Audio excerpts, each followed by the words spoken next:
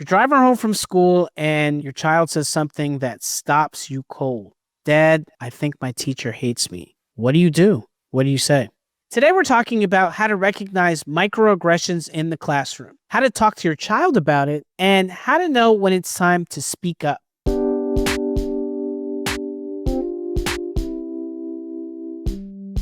Welcome to The Opportunity Gap, a show that helps you navigate the education system. I'm your host, Julian, an assistant principal with over 20 years of experience.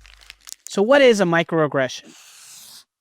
It's a subtle, often unintentional action or comment that reinforces stereotypes or makes students feel marginalized. This can look like mispronouncing a name or mispronouncing a common name constantly. It happened to me all the time when I was a kid. My last name is Saavedra with 2 A's, and I would get Savadera or Scavedera or Scavedra, and it was pretty clear how to pronounce it correctly, but it would happen a lot. And most importantly, which we don't talk about as much, but the idea of low expectations. And low expectations communicated subtly. So maybe not calling on the students of color in the classroom, maybe saying, oh, that might be a little bit too hard for you, or I'm not sure if your child can do that. The other kids can, but I'm not sure if your kid can. Those are all examples of microaggressions. Now, I do want to make a clear distinction. Not every single disagreement or difficult interaction is a microaggression. Sometimes you might hear a kid say, well, that's racist. And unless it's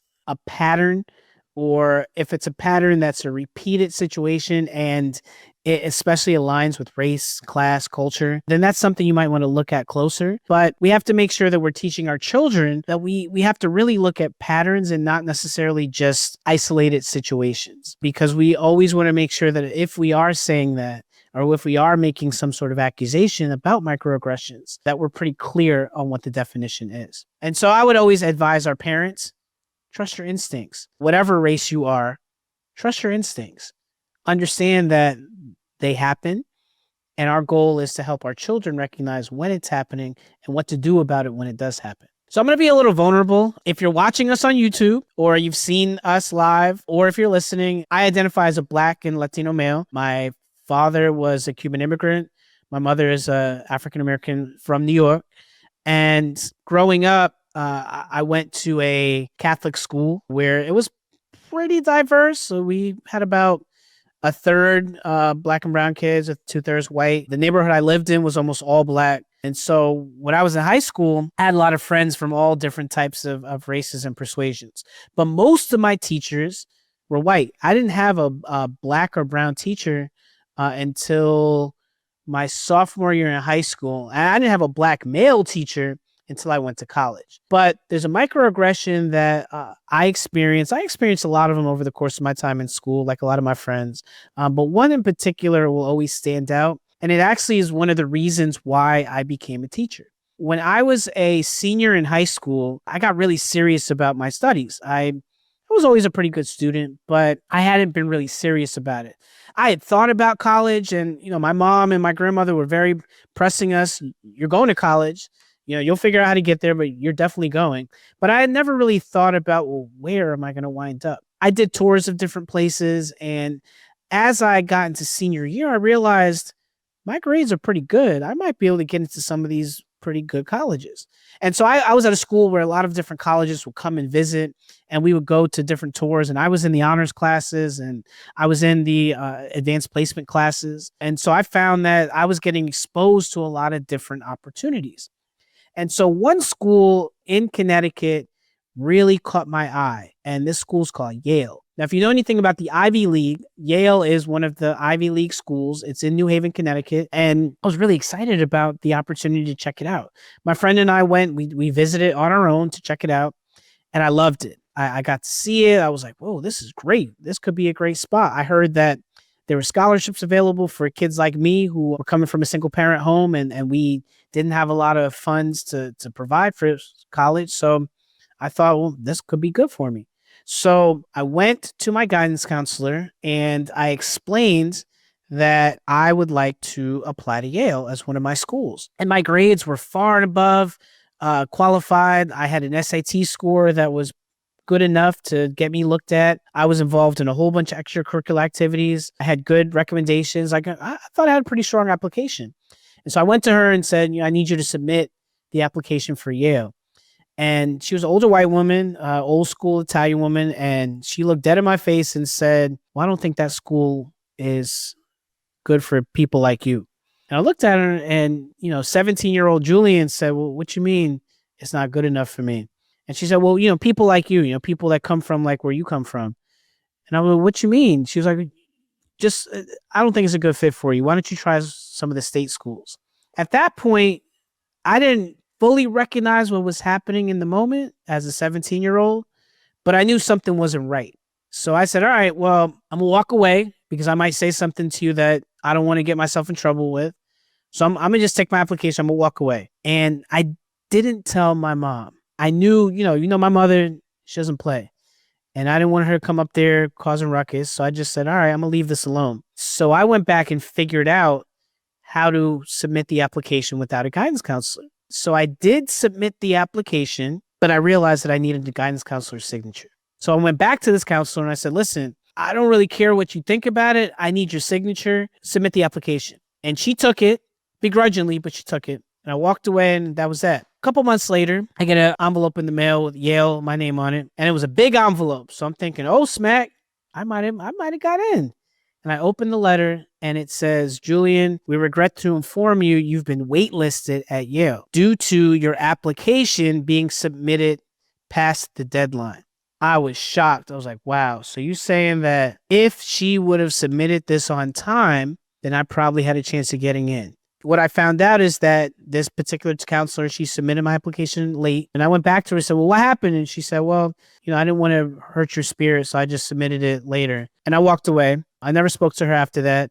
I went to my history teacher. She helped me get into Fairfield University in Connecticut on a full scholarship, and the rest is history. But that experience made me realize there's too many kids like us. And when I say like us, I mean people who are coming from a similar background that I am, that are experiencing places where they don't have advocates for them and where the systems are in place where even though you do everything you're supposed to do, you still don't achieve. So the question is, well, how do I talk to my child about this?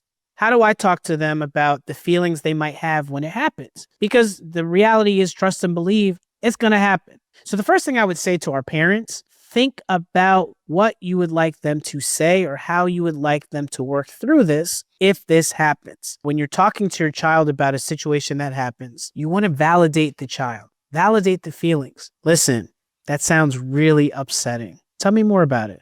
I always advocate for trying to stay as even keeled, not getting too high, not getting too low, just being very even keeled. You want to get as much information as you can. Some questions that you can ask if your child comes home and says, Dad, my teacher really doesn't like me. I think it's because of what I look like. You can ask them, well, what happened before? What happened after? What do you think the teacher expected you to do? Hey, son, is this a one-time thing? Or is this happening a lot? The more you ask questions to get more information, the more informed you're going to be of how you can support your child. Something we do in the Saavedra household is we try to practice conversations we're going to have with the teacher before it happens at school. So we'll say, all right, I'm the teacher, you're the student. Or how about you're the teacher, I'm the student. And then that makes the kids even funner because they're like, oh, I get to be the teacher. And they'll act all extra, but it gives them a chance to see what it could look like. And it gives you a chance to really practice with your child how they might react in a conversation. All right, so now you've practiced conversations with your kids. You've really thought about what is it going to be like if a child comes home and talks to me about this, and you feel like you have all the information that you need, you feel like you've documented it, and you find that there is a pattern happening. You find that the same thing is happening over and over again, and you've made the decision to do something more. First things first for any parents, know your rights. You have the right to advocate for your child without retaliation. And what does that mean? That means if you show up to school and you explain that you feel like something is not going right, your child should not have its seat moved. Your child should not get in trouble. Your child should not get the cold shoulder from school immediately after you make those concerns known.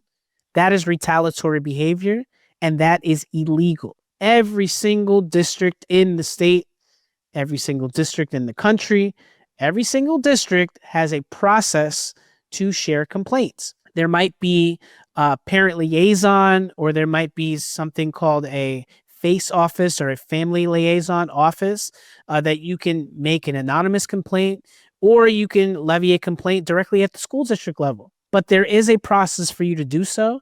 Please make sure you research that so you know what that process is. So when do I know when I have to do something? When should I act? You know your child. You know that if they're coming home and they're distressed or they're emotional, their body language is different, their facial expressions change, they might be showing a little bit of signs of depression, they're anxious.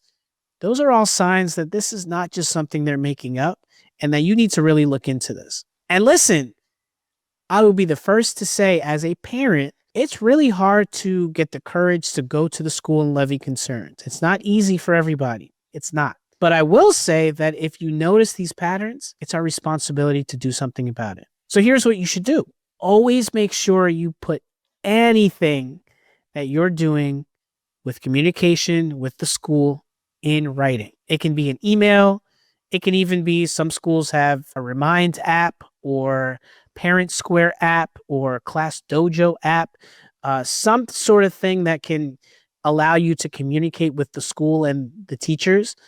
And there's a written documentation of that communication. Secondly, as much as you might want to, don't go in there being accusatory. Schools will be on the defensive, and rightly so. You have no idea, unless you're in schools, you have no idea how many things are coming at schools on a daily basis. And so I would advocate for you to make sure that whatever you're saying, you include the facts. Who, what, when, where, and how did it make the child feel? That's most important. Now, if you reach out to the teacher and you do have a meeting and the meeting becomes contentious or the meeting becomes in a space where it's not working for you, now you know you need to go to the next step. And the next step would be reach out to an administrator. Ask for support. Okay, so we've talked about microaggressions.